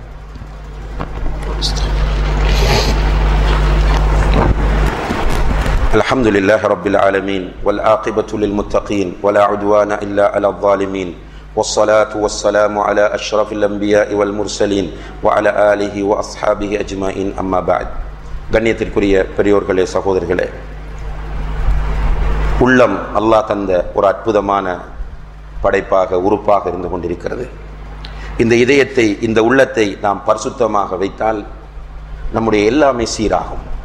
உள்ளம் பரிசுத்தமாக இருந்தால் உலக வாழ்க்கையிலும் நிம்மதி இருக்கும், மௌத்தும் ராஹத்தாக அமையும். கபருடைய வாழ்க்கையும் நிம்மதியானதாக அமையும். மஹ்ஷரிலும் அல்லாஹுடைய அர்ஷின் கீழ் நிழலை பெறலாம். சிராத் என்ற பாலத்தை வேகமாக கடந்து சுவர்க்கத்திலே இருக்கலாம். அதற்கு மாற்றமாக இதயம் கரைபடிந்து விட்டால் எல்லாமே மோசமாகிவிடும். நிம்மதி இருக்காது. நிறைய இருக்கும், நிம்மதி இருக்காது. நிறைய சொத்துக்கள் இருக்கும், சந்தோஷம் இருக்காது. போட்டி, பொறாமை, காழ்ப்புணர்வு, வஞ்சகம், அடுத்தவன் நன்றாக இருப்பது நமக்கு பிடிக்கவே பிடிக்காது. உதட்டில் மாத்திரம்தான் சிரிப்பை வைத்திருப்போம், உள்ளம் நிறைய நெருப்பை வைத்திருப்போம். அடுத்தவனை பார்த்து கை கொடுத்து சிரித்து முகத்தில் வாழ்த்தி அனுப்பிவிட்டு பின்னால் அவனை பற்றி மோசமாக பேசுவோம். நிம்மதியாக தூங்க முடியாது, நிம்மதியாக வாழ முடியாது. எனவே நம்முடைய உள்ளங்களை பரிசுத்தமாக வைத்திருக்க வேண்டும் என்பதுதான் இஸ்லாத்தின் அடிப்படையான நோக்கமாக இருக்கிறது. நபிகள் நாயகம் ஸல்லல்லாஹு அலைஹி வஸல்லம் அவர்கள்தான் மிக பரிசுத்தமான இதயத்திற்கு சொந்தக்காரர். அந்த அல்லாஹுடைய தூதர் அல்லாஹ்விடத்திலே சுஜூதில் இருந்து கொண்டு ஒரு துஆவை அதிகமாக கேட்பார்கள். அந்த துஆவை நாமும் மனப்பாடம் செய்து கேட்க வேண்டும். அந்த துஆ தான் அல்லாஹும்ம ஆதி நஃப்ஸி தக்வாஹா வ ஸக்கிஹா அன்த கைரு மன் ஸக்காஹா அன்த வலியுஹா வ மௌலாஹா. யா அல்லாஹ், என்னுடைய நஃப்ஸுக்கு, என்னுடைய இதயத்திற்கு தக்வாவை தருவாயாக. என்னுடைய இதயத்தை நீ பரிசுத்தப்படுத்துவாயாக. அந்த இதயத்தை பரிசுத்தப்படுத்துவதற்கு நீயே சிறந்தவன், நீயே அதன் பொறுப்பாளனாக இருக்கிறாய் என்று அவர்கள் தன்னுடைய சுஜூதுகளில் அதிகமாக கேட்பார்கள். அல்லாஹும்ம ஆத்தி நஃப்ஸி தக்வாஹா வ ஸக்கிஹா அன்த கைரு மன் ஸக்காஹா அன்த வலியுஹா வ மௌலாஹா. யா அல்லாஹ், என்னுடைய இதயத்திற்கு தக்வாவை தருவாயாக, என்னுடைய இதயத்தை பரிசுத்தப்படுத்துவாயாக. என்னுடைய இதயத்தை பரிசுத்தப்படுத்துவதில் நீதான் சிறந்தவன், அந்த இதயத்தின் பொறுப்பாளனாக, அதிகாரியாக நீயே இருக்கிறாய் என்று கேட்பார்கள். எனவே அல்லாஹுடைய தூதர் பரிசுத்தமான இதயத்தோடு இருந்த அந்த மனிதர் இப்படி துஆ செய்தார்கள் என்றால் நாம் எவ்வளவு துஆ செய்ய வேண்டும் என்பதை நாம் புரிந்து கொள்ள வேண்டும். எல்லாம் வல்ல அல்லாஹு தஆலா இங்கே சொல்லப்பட்ட செய்திகளை உள்வாங்கி சிந்தித்து அதற்கு ஏற்ப நம்முடைய வாழ்க்கையை மாற்றிக்கொள்ள நம் அனைவருக்கும் தௌஃபீக் செய்வானாக. வ ஆகிரு தஅவானா அனில் ஹம்துலில்லாஹி ரப்பில் ஆலமீன்.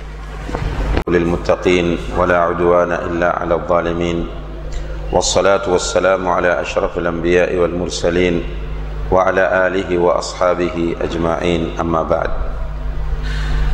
அன்புள்ள சகோதர சகோதரிகளே, அல்லாஹ் ஜல்ல ஷானஹு தஆலாவுடைய பேரருளால் இந்த அருமையான நேரத்திலே சில முக்கியமான தகவல்களை நினைவூட்டலாம் என்று ஆசைப்படுகின்றேன். குறிப்பாக கோடைகால பயிற்சி நிறையிலே கலந்து கொண்டிருக்கக்கூடிய தாய்மார்களே, சகோதரிகளே, அல்லாஹு தஆலா உங்கள் மீது கொண்ட பேரன்பின் காரணத்தினால் இந்த பயிற்சி நெறியிலே கலந்து கொள்ளக்கூடிய பாக்கியத்தை நீங்கள் பெற்றிருக்கிறீர்கள்.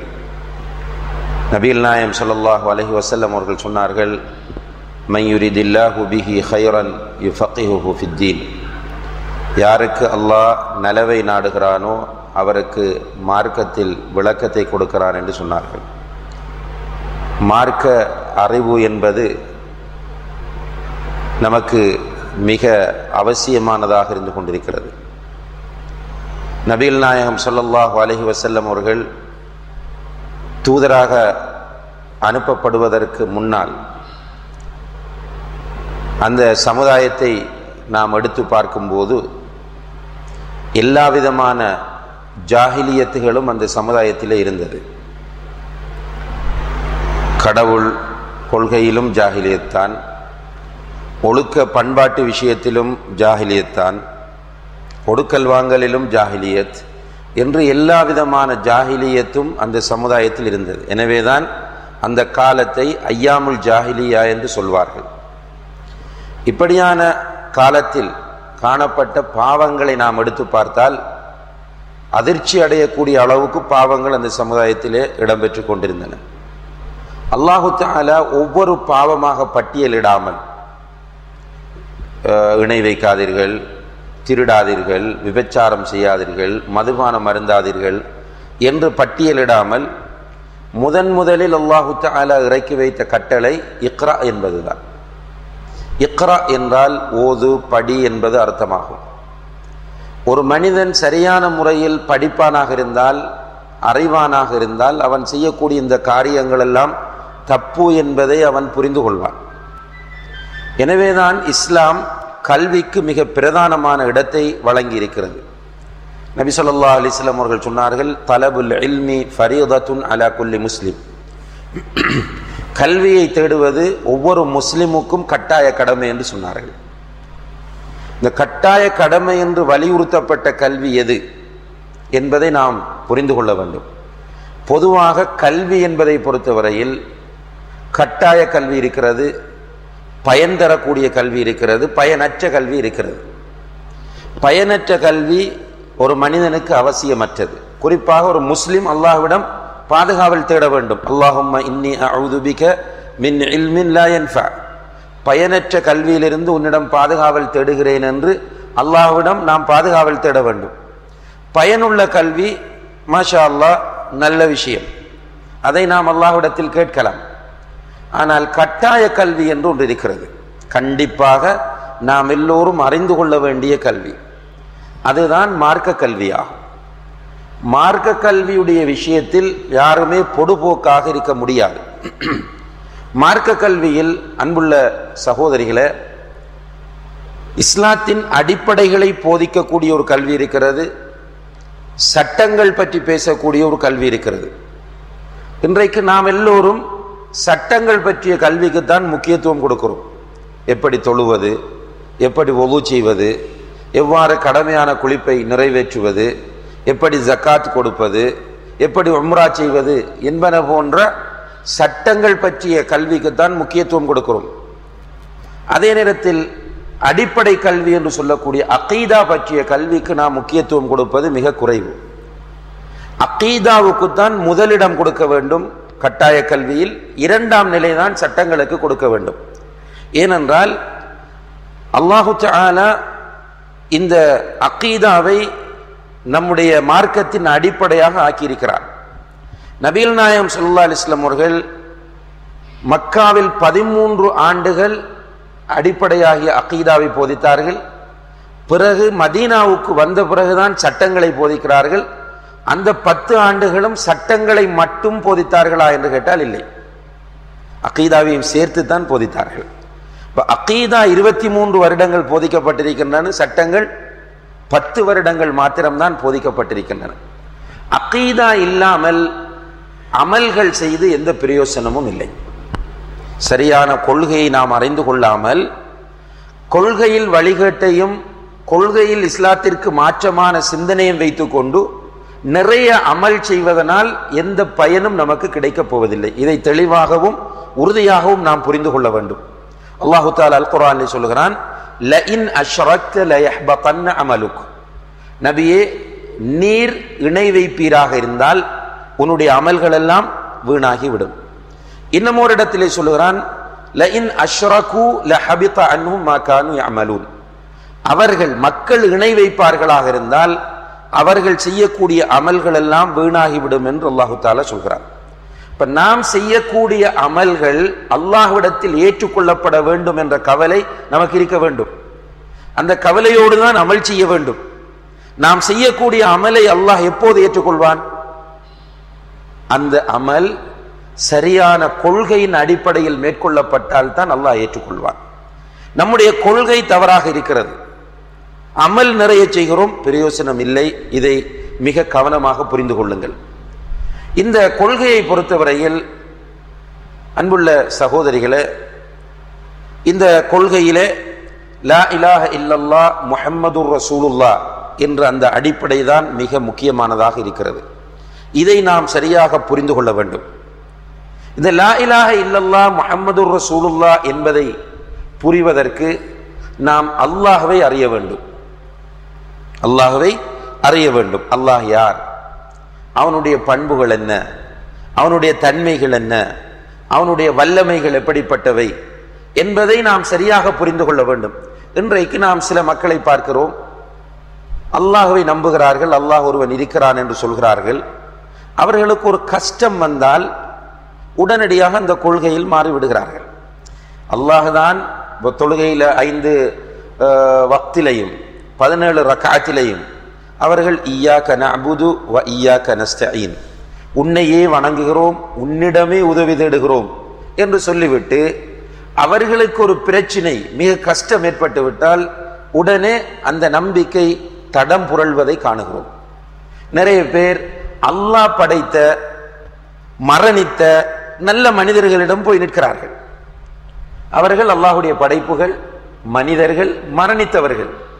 அவர்கள் உயிரோடு இருந்தாலேயே அவர்களால் எதுவும் செய்ய முடியாது. இதுதான் நம்முடைய இய்யாக நஅபுது வ இய்யாக நஸ்தஈன் அல்லது லா இலாஹ இல்லல்லாஹ் என்ற கொள்கையின் அடிப்படை.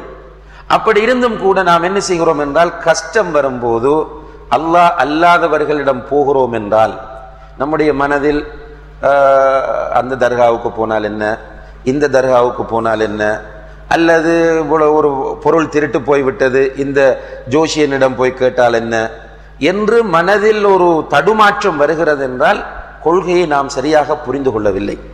நபிகள் நாயகம் ஸல்லல்லாஹு அலைஹி வஸல்லம் அவர்கள் சொல்கிறார்கள், லா துஷ்ரிக் பில்லாஹ் வ இன் ஹுர்ரிக்த வ குத்திஅத, நீ நெருப்பில் போட்டு எரிக்கப்பட்டாலும் துண்டு துண்டாக நீ அறியப்பட்டாலும் அல்லாஹுக்கு இணை வைத்து விடாதே என்று சொன்னார்கள். இன்றைக்கு மக்கள் நிறைய இணை வைக்கிறார்கள். இணை வைத்தல் என்ன நினைக்கிறாங்கன்ற சிலர், இந்த கோயில்களில் இருக்கக்கூடிய கடவுளர்களை கும்பிடுவதுதான் இணை வைத்தல் என்று நினைக்கிறார்கள். அப்படி அல்ல. ஆபத்தின் போது அல்லாஹ்வை அழைப்பதற்கு பதிலாக அல்லாஹ் அல்லாதவர்களை அழைத்தால் அவர் ஷிர்க் செய்கிறார். கஷ்டத்தை நீக்குவதற்காக அல்லாஹ் அல்லாதவர்களிடம் அவருடைய கை உயர்த்தப்படுமாக இருந்தால் அவர் ஷிர்க் செய்கிறார். தன்னுடைய ஒரு பிரச்சனையை தீர்ப்பதற்காக அல்லாஹ் அல்லாதவர்களுக்கு நேர்ச்சை செய்கிறார் என்றால் அவர் இணை வைக்கிறார். அல்லது அல்லாஹ் அல்லாதவர்களுக்கு அவர் குர்பானி கொடுக்கிறார் என்றால் அவர் ஷிர்க் செய்கிறார். அல்லாஹ் அல்லாதவர்கள் மீது அவர் தவக்குல் வைக்கிறார் என்றால், தவக்குல் என்று சொன்னால் என்ன, நம்புவது, பொறுப்பு சாட்டுவது, இப்படி இருப்பாராக இருந்தால் அவர் ஷிர்க் செய்கிறார். இன்றைக்கு நிறைய பேர் இப்படி செய்கிறார்கள். அதே நேரத்தில் அவர்கள் தங்களை முஸ்லிம்கள் என்றும் தௌஹீத்வாதிகள் என்றும் சொல்லுகிறார்கள். இப்படி செய்வதற்கு என்ன காரணம்? தௌஹீதை, அகீதாவை அவர்கள் படிக்கவில்லை. அகீதாவை சரியான முறையில் படித்திருப்பார்களாக இருந்தால் நிச்சயமாக அவர்கள் அல்லாஹ்வை புரிய வேண்டிய விதத்தில், அல்லாஹ்வை மதிக்க வேண்டிய விதத்தில் மதித்திருப்பார்கள். இப்போ முதலில் அல்லாஹ்வை அறிய வேண்டும். இஸ்லாமிய அகீதாவில் அல்லாஹ் யார் என்பதை அறிய வேண்டும். அல்லாஹ் யார் என்பதை அறிகிற ஒரு மனிதனுடைய உள்ளத்தில் அவனுடைய படைப்புகள், அது மலக்குகளாக இருக்கலாம், ரசூல்மார்களாக இருக்கலாம், சஹாபாக்களாக இருக்கலாம், இமாம்களாக இருக்கலாம், அல்லது அவுலியாக்களாக இருக்கலாம், யாராக இருந்தாலும் அவர்கள் யாருக்கும் அல்லாஹுடைய அந்தஸ்தில் எந்த ஒரு இடமும் கொடுக்க மாட்டார்கள்.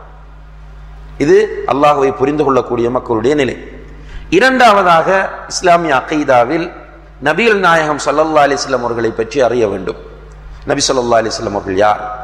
நான் அஷ்ஹது அன்ன முஹம்மதன் ரசூலுல்லாஹ், ரசூல் ஸல்லல்லாஹு அலைஹி வஸல்லம் அவர்கள், முஹம்மது ஸல்லல்லாஹு அலைஹி வஸல்லம் அவர்கள் அல்லாஹ்வுடைய தூதர், அல்லாஹ்வுடைய அடியார் என்று நான் சாட்சி சொல்லுகிறேன் என்றால் அதனுடைய அர்த்தம் என்ன? நபி ஸல்லல்லாஹு அலைஹி வஸல்லம் அவர்களுக்கு பிறகு ஒரு தூதர் வர முடியுமா? ரசூல் ஸல்லல்லாஹு அலைஹி வஸல்லம் அவர்கள் மார்க்கத்தில் ஏதாவது ஒன்றை நமக்கு காட்டித் தராமல் போயிருப்பார்களா? சுவர்க்கத்திற்கு இட்டுச் செல்லக்கூடிய ஒரு விஷயத்தை சொல்லித் தராமலும் நரகத்திற்கு இட்டுச் செல்லக்கூடிய ஒரு விஷயத்தை அவர்கள் எச்சரிக்கை செய்யாமலும் மூத்தாகி இருப்பார்களா என்பதை நாம் அறிந்து கொள்ள வேண்டும். இதுதான் இஸ்லாமிய அகீதாவில் இரண்டாவது அம்சம். இதை புரிந்து கொள்ளாத காரணத்தினாலும் நிறைய பேர் போய் அஷ்ஹது அன்ன முஹம்மது ரசூலுல்லாஹ் என்று சொல்லுவார்கள். ஆனால் ரசூலுல்லாஹி அலைஹி வஸல்லம் அவர்களை தூக்கி ஒரு மூலையில் வைத்து விடுவார்கள். ரபியுல் அவ்வலுக்கு மாத்திரம்தான் ரசூலுல்லாஹி அலைஹி வஸல்லம் அவர்கள் வருவார்கள். மற்ற இடங்களில் தொழுகை எடுத்துக்கொண்டால் யாரை போல் தொழுவது? அவர்கள் ஒரு மதுஹபை பின்பற்றுவார்கள். மதுஹபில் சொல்லப்பட்ட முறையில் தான் தொழுவார்கள். அல்லாஹ்வுடைய தூதரை போல் தொழ வேண்டும் என்ற ஆசை வருவதில்லை. இப்போ நம்முடைய நாடுகளில் பள்ளிகளை பார்க்கிறோம், சொல்லுகிறார்கள் இது ஷாஃபி பள்ளி, இது ஹனஃபி பள்ளி என்று பள்ளிகளை பிரித்திருக்கிறார்களே தவிர இது சுன்னா அடிப்படையில் தொழக்கூடிய பள்ளி என்று சொல்வதற்கு மனம் வரவில்லை. நன்றாகவும் நிதானமாகவும் சிந்தித்து பாருங்கள். அஷ்ஹது அன்ன முஹம்மதன் ரசூலுல்லாஹ் என்று சொல்லிவிட்டு எப்படி நம்முடைய பள்ளி ஹனஃபி பள்ளியாகவும் ஷாஃபி பள்ளியாகவும் இருக்க முடியும்? நம்முடைய பள்ளி ரசூல் ஸல்லல்லாஹு அலைஹி வஸல்லம் அவர்கள் காட்டிய முறையில் தான் இருக்க வேண்டும். என்ன பிரச்சனை என்றால், நமக்கு ரசூலுல்லாஹி அலைஹி வஸல்லம் அவருடைய சுன்னா தெரியாது, நபி ஸல்லல்லாஹு அலைஹி வஸல்லம் அவர்களை பற்றி படிக்கவில்லை. இந்த அஷ்ஹது அன்ன முஹம்மதன் ரசூலுல்லாஹ் என்ற விஷயம், என்ற கலிமா நமக்கு எதை உணர்த்துகிறது என்பதை நாம் புரிந்து கொள்ளவில்லை. இதை புரிந்து கொள்ளாத காரணத்தினால்தான் அன்புள்ள சகோதர சகோதரிகளே, இன்றைக்கு இந்த விஷயத்திலும் நம்மிடத்தில் நிறைய வழிகேடுகள். மூன்றாவதாக, குர்ஆன் ஹதீஸ் நிழலில் நாம் இஸ்லாத்தை படிக்க வேண்டும். தீனுல் இஸ்லாத்தை அறிந்து கொள்ள வேண்டும். இந்த மூன்றையும் அறிந்து கொள்வதுதான் இஸ்லாமிய அகீதா. இந்த மூன்றையும் ஏன் அறிந்து கொள்ள வேண்டும் என்றால், நாம் மௌத்தானவுடன் நம்மை எங்கே கொண்டு போய் வைப்பார்கள்? கபருக்குள். நாம் நம்பக்கூடிய ஒரு அடிப்படையான வாழ்க்கை அல் ஹயாத்துல் பர்ஸகியா என்று சொல்லக்கூடிய கபருடைய வாழ்க்கை.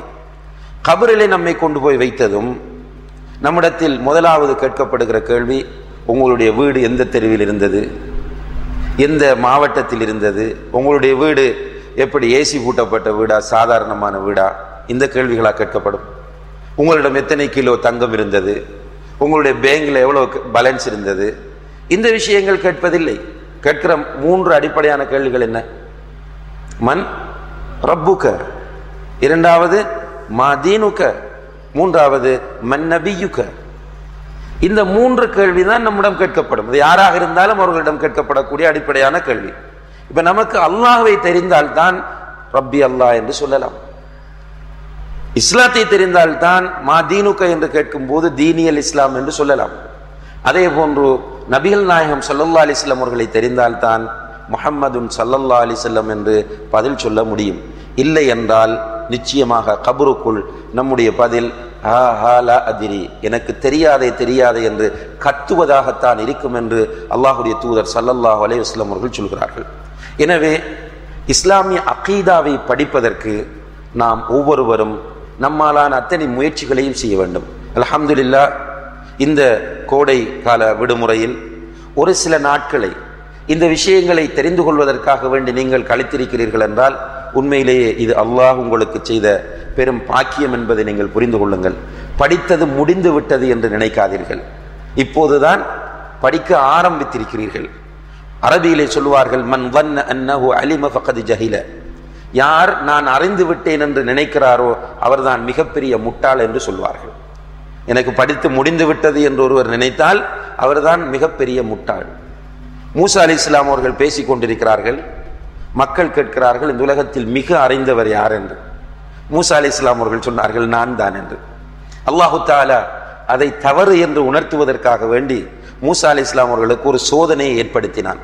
அதைத்தான் சூரத்துல் கஹ்ஃபில் அல்லாஹு தஆலா நமக்கு சொல்கிறான். மூசா அலைஹிஸ்ஸலாம் அவர்களை போகச் சொல்கிறார். போனால் ஒரு பயணம். அந்த பயணத்திலே ஹிதர் அலைஹிஸ்ஸலாம் அவர்களை அல்லாஹு தஆலா பயண தோழனாக ஆக்குகிறான். இவர் மூசா அலைஹிஸ்ஸலாம் அவர்களுக்கு தெரியாத பல விஷயங்கள் ஹிதர் அலைஹிஸ்ஸலாம் அவர்களுக்கு தெரிகிறது. கடைசியிலே மூசா அலைஹிஸ்ஸலாம் அவர்கள் மிக அறிந்தவன் நான் என்று சொன்ன அந்த வார்த்தைக்காக வருத்தப்பட்டார்கள் என்பதை அல்லாஹுடைய தூதர் ஸல்லல்லாஹு அலைஹி வஸல்லம் அவர்கள் சொல்லி காட்டுகிறார்கள். ஒரு நபியே எனக்கு எல்லாம் தெரியும் என்று சொன்ன நேரத்தில் அல்லாஹு தஆலா கண்டித்தான் என்றால் நம்மை போன்றவர்கள் எம்மாத்திரம் என்பதை நாம் சிந்திக்க வேண்டும். அல்லாஹு தஆலா நமக்கு குர்ஆனில் கற்றுத் தருகிற அழகான ஒரு துஆ, ரப்பி ஜித்னி இல்மா. யா அல்லாஹ், எனக்கு அறிவை கல்வியை இன்னும் அதிகப்படுத்துவாயாக என்று பிரார்த்தனை செய்யுங்கள் என்று அல்லாஹ் குர்ஆனில் கற்றுத் தருகிறான். எனவே நிறைய நாம் படிக்க வேண்டியிருக்கிறது. அதிலும் அன்புள்ள சகோதரிகளே சகோதரர்களே, அகீதாவை படிப்பது போன்று சட்டங்களையும் நபிகள் நாயகம் ஸல்லல்லாஹு அலைஹி வஸல்லம் அவர்கள் காட்டி தந்த முறையில் நாம் படிக்கும் போது நமக்கு நம்முடைய இபாதத்தில் ஒரு திருப்தி வரும். சரியாக அந்த இபாதத்தை அல்லாஹுடைய தூதர் காட்டி தந்த முறையில் அந்த இபாதத்தை செய்யும் போது அதை செய்கிற நேரத்தில் மனதில் ஒரு மகிழ்ச்சி சந்தோஷம் வரும். இல்லை என்றால் மனதில் குழப்பம் வரும். நான் செய்தது சரியா தவறா, அல்லாஹ் ஏற்றுக்கொள்வானா ஏற்றுக்கொள்ள மாட்டானா என்ற குழப்பம் வரும். குறிப்பாக இந்த ஹஜ் உம்ராவுக்கு செல்கிற சகோதர சகோதரிகளை பார்க்கிறோம். சரியாக படிக்காமல் செல்கிறார்கள். அங்கே போனால் வரக்கூடிய மக்கள் எல்லோரும் ஒவ்வொரு விதமாக ஒவ்வொரு இபாதத்தை செய்கிறார்கள். அங்கே உம்ராவுக்கு ஹஜ்ஜுக்கு போனால் வருகிற மக்கள் ஆப்பிரிக்காவிலிருந்து வருகிறவர் ஒரு முறையிலும், இந்தோனேசியாவிலிருந்து வருகிறவர் இன்னும் ஒரு முறையிலும், ஐரோப்பாவிலிருந்து வருகிறவர் இன்னொரு முறையிலும், இந்தியாவிலிருந்து வருகிற பலரும் பல முறையிலும், தமிழ்நாட்டிலிருந்து வருகிறவர் ஒரு முறை, கேரளாவிலிருந்து வருகிறவர் இன்னும் ஒரு முறை, வட மாநிலங்களிலிருந்து வரக்கூடியவர்கள் இன்னும் ஒரு முறை என்று பல முறைகளில் அங்குள்ள ஹஜ் கிரிகளை செய்யும் போது நம்முடைய சகோதரர்கள் குழம்பி போகிறார்கள். நாம் இங்கிருந்து ரசூல் ஸல்லல்லாஹு அலைஹி வஸல்லம் அவர்கள் எப்படி ஹஜ் செய்தார்கள், எப்படி உம்ரா செய்தார்கள் என்பதை படித்து விட்டு சென்றிருந்தால் அந்த குழப்பம் வராது. நாம் அறிவில்லாத காரணத்தினால் நிறைய தவறான ஃபத்வாக்களை கூட கொடுப்போம், தவறான முடிவுகளை எடுப்போம். உதாரணமாக ரசூலுல்லாஹி அலைஹி வஸல்லம் அவர்கள் ஜுரைஜ் என்ற ஒரு வணக்கவாளியை பற்றி சொல்கிறார்கள். அவர்களுடைய காலத்துக்கு முன்னால் வாழ்ந்த ஒரு நல்ல ஆபித், ஒரு இபாதத்தாளி. அவர் அந்த காலத்திலே ஒரு தனியான வணக்க அறையை அமைத்து கொண்டு அந்த அறையில் உட்கார்ந்து வணங்கி கொண்டிருந்தார் அல்லாஹ்வை. அவருக்கு நல்ல மரியாதையும் மதிப்பும் இருந்தது ஊரிலே. இப்படி இவர் ஒரு நாள் வணக்கத்தில் ஈடுபட்டு கொண்டிருக்கும் போது அவருடைய தாய் வருகிறார். வந்து மகனை அழைக்கிறார். ஜுரைஜே மகனே என்று கூப்பிடுகிறார். இவர் பெரிய குழப்பம். தாயின் அழைப்புக்கு பதில் சொல்வதா, வணக்கத்தை தொடர்வதா என்ற குழப்பத்தில் அவருடைய மனதுக்கு எது சரியாகப்பட்டது என்றால், நாம் வணக்கத்தை தொடர்வோம், தாய்க்கு பிறகு பதில் சொல்வோம் என்று முடிவெடுத்தார். தாய் அழைத்து அழைத்து பார்த்து அழித்து போய் கோபத்திலே, நீ ஒரு விபச்சாரியை சந்திக்காமல் மூத்தாக மாட்டாய் என்று திட்டி விடுகிறார். பிறகு கொஞ்ச நாள் போகிறது. போன பின்னால் அந்த ஏரியாவிலே ஆடு மேய்த்து கொண்டிருந்த ஒரு பெண்மணி விபச்சாரத்தின் மூலம் கற்பமாகி விடுகிறாள். ஊர் மக்கள் அந்த பெண்ணை பிடித்து, உன்னை இந்த நிலைக்கு ஆளாக்கியது யார் என்று கேட்கும்போது அந்த பெண் யோசித்தாள், ஜுரைஜை சொன்னால் நம்மை விட்டு விடுவார்கள், ஆனால் ஜுரைஜ் நல்லவர், எனவே பிரச்சனை இருக்காது என்று அந்த பெண் நினைத்து ஜுரைஜை சொல்லுகிறாள். அல்லாஹுடைய ஏற்பாடு. சொன்னால் பொதுவாக சமுதாயத்தில் இருக்கிற ஒரு பலவீனம் என்ன தெரியும்? அந்த காலத்திலிருந்து ஒரு அயோக்கியன் எவ்வளவுதான் அயோக்கியத்தனத்தை செய்தாலும் சமுதாயம் அதை என்ன என்றும் பார்க்காது. மோசமானவன் நிறைய தப்பு பண்ணுவான், சமுதாயம் அதை ஏது என்ன என்று கேட்கவே கேட்காது. ஒரு நல்லவன் சின்ன ஒரு மிஸ்டேக் விட்டா போதும், சமுதாயம் அப்படியே கொதித்து எழுந்து விடும். இது இன்றைக்கு நாம் பார்க்கிறோம். விபச்சாரம் செஞ்சுட்டே இருப்பான். அதே டைமில் ஒரு நல்ல தாயியோ ஒரு நல்ல இபாதத்தாளியோ ஒரு அந்நிய பெண்ணோடு பேசிக்கொண்டு நின்றால் சமுதாயத்தில் அதுதான் பேச்சாக இருக்குமே தவிர அந்த தொடர்ச்சியாக தொழிலாக பண்ணுகிறவனை பற்றி யாருமே கண்டுகொள்ள மாட்டார்கள். அந்த அடிப்படையில் ஜுரைஜ் இப்படி செய்து விட்டாரா என்று ஊர் மக்களுக்கு கோபம் வந்தது. அந்த பெண் சொன்னவுடன் நம்பி விட்டார்கள். எல்லோரும் சென்று ஜுரைஜை அடித்தார்கள். ஜுரைஜுடைய வணக்க ஸ்தலத்தை உடைத்து நொறுக்கினார்கள். ஜுரைஜுக்கு பெரிய கவலை. ஆனால் அவருடைய இபாதத்தை அவர் விடவில்லை. அல்லாஹ்விடத்தில் துவா கேட்டுக்கொண்டே இருக்கிறார். அப்போது அந்த பெண்மணி குழந்தையை பெற்று விடுகிறாள். பெறப்பட்ட அந்த குழந்தை ஒரு கராமத்து நடக்கிறது. பிறந்த குழந்தை பேசுகிறது. பேசி அந்த குழந்தை சொன்னது, என்னுடைய தந்தை இந்த பிரதேசத்தில் ஆடு மேய்க்கக்கூடிய இன்னார் தான் என்று சொன்னது. இப்போ மக்களுக்கு தென்பட்டது ஜுரைஜ் அல்ல என்பது. எனவே மக்கள் அதுக்கு பிறகு வருத்தப்பட்டார்கள். அவசரப்பட்டு விட்டோம், நிதானத்தை இழந்ததனால் அவரை அடித்து விட்டோம், அவருடைய வணக்க ஸ்தலத்தை உடைத்து விட்டோம் என்று போய் அவரிடம் மன்னிப்பு கேட்டு அவருடைய வணக்க ஸ்தலத்தை இருந்ததை விட அழகாக கட்டி கொடுத்தார்கள். இந்த சம்பவத்தை அல்லாஹுடைய தூதர் ஸல்லல்லாஹு அலைஹி வஸல்லம் அவர்கள் சொல்லிவிட்டு என்ன சொன்னார்கள் தெரியுமா? லவ் கான ஜுரைஜுன் ஆலிமன் லஅஜாப தஅவத உம்மிஹி. ஜுரைஜ் ஒரு ஆலிமாக இருந்திருந்தால், ஆலிம் என்றால் மார்க்க அறிவுள்ள ஒருவராக இருந்திருந்தால் அந்த நேரத்தில் தாயின் அழைப்புக்குத்தான் பதில் சொல்லி இருப்பார் என்றார்கள். இவர் இப்படி இருப்பதற்கு காரணம் மார்க்க அறிவும் இல்லாதது. இன்றைக்கு நாம் நிறைய பிதஅத்துகளை செய்கிறோம். இபாதத் என்ற பேரில் போய் தொழுகையில், குறிப்பாக பெண்கள் தொழுகையில் போய் நின்றால் உசல்லி ஃபர்தல் சொல்லி அவங்களோட டைம் போய்த்திரும். உசல்லி ஃபர்தல். சிலரை பள்ளியில் ஆண்களை பார்க்குறோம், இந்த கையை தூக்கி விட்டு கொண்டே இருப்பாங்க. உசல்லி ஃபர்தல் உசல். முதல் ரக்காத்தில் வாரார், முதல் சஃப்ல நிற்கிறார். முன் சஃப்ல நின்று கொண்டு தக்பீர் கட்டுவதற்கு ஒரு 5 நிமிடங்கள் 3 நிமிடங்கள் அவருக்கு தேவைப்படுகிறது. கடைசியில் ஃபர்ஸ்ட் தக்பீருடைய அந்த ஃபாயிதாவை, அந்த நன்மையை அவர் இழந்து விடுகிறார். இப்படி அவர் இழப்பதற்கு என்ன காரணம்? மார்க்க அறிவில்லாமை. சிலர் என்ன செய்கிறார்கள் என்றால், நோயாளியாக இருப்பார்கள், தொழமாட்டார்கள். நல்ல தொழுகையாளி, நல்ல இபாதத்தாளி, மனம் நிறைய தக்குவா இருக்கிறது, நோய் வந்தால் தொழமாட்டார்கள். ஏன் தொழவில்லை என்று கேட்டால் ஒது செய்ய முடியல என்று சொல்றாங்க. ஏன் ஒது செய்ய முடியல? நோய். அதற்கு மாற்று திட்டமாக இஸ்லாம் என்ன சொல்லுது? ஒது செய்ய முடியாவிட்டால் மாற்று வழி என்ன? தயமம் செய்ய வேண்டும். இவர்களுக்கு தயமம் செய்ய வழி ஒன்று இருக்கிறது என்ற அறிவில்லாத காரணத்தினால் அவர்கள் போய் தொழுகையை விட்டு, இஸ்லாத்தை விட்டு வெளியே போய் விடுகிறார்கள். பயணத்தில் இருக்கும் போது தொழமாட்டார்கள். ஏனென்றால் டைம் போய்த்துன்னு சொல்லுவாங்க. ஏன்? ஜம் என்ற சேர்த்து தொழக்கூடிய ஒரு முறை, கஸ்ரு என்ற சுருக்கி தொழக்கூடிய ஒரு முறை இருப்பது இவர்களுக்கு தெரிந்திருந்தால் தொழுகையை பயணத்தில் அவர்கள் மிஸ் பண்ண மாட்டார்கள். இப்படி இவர்கள் நிறைய இபாதத்துகளை மிஸ் பண்ணுவதற்கு காரணம் என்ன? இஸ்லாமிய அறிவு இல்லாமை. எனவே அன்புள்ள சகோதர சகோதரிகளே, அல்லாஹு தஆலா தரக்கூடிய இவ்வாறான நல்ல வாய்ப்புகளை பயன்படுத்தி நிறைய நாம் படிக்க வேண்டும், நிறைய இஸ்லாத்தை அறிய வேண்டும், இஸ்லாமிய அகீதா என்றால் என்ன என்று அறிய வேண்டும். இஸ்லாம் சொல்லக்கூடிய சட்டங்களை, எப்படி தொழ வேண்டும், எப்படி நோன்பு நோக்க வேண்டும், எப்படி ஜக்காத்து கொடுக்க வேண்டும் என்ற சட்டங்களையும் நாம் அறிந்து கொள்ள வேண்டும். இவ்வாறு அறிந்து நாம் மௌத்தானால் இன்ஷா அல்லாஹ் கபரிலே கேட்கப்படக்கூடிய கேள்விகளுக்கு அழகாக பதில் சொல்லலாம். கபரிலே நிம்மதியாக மறுமை நாள் வரை உறங்கலாம்.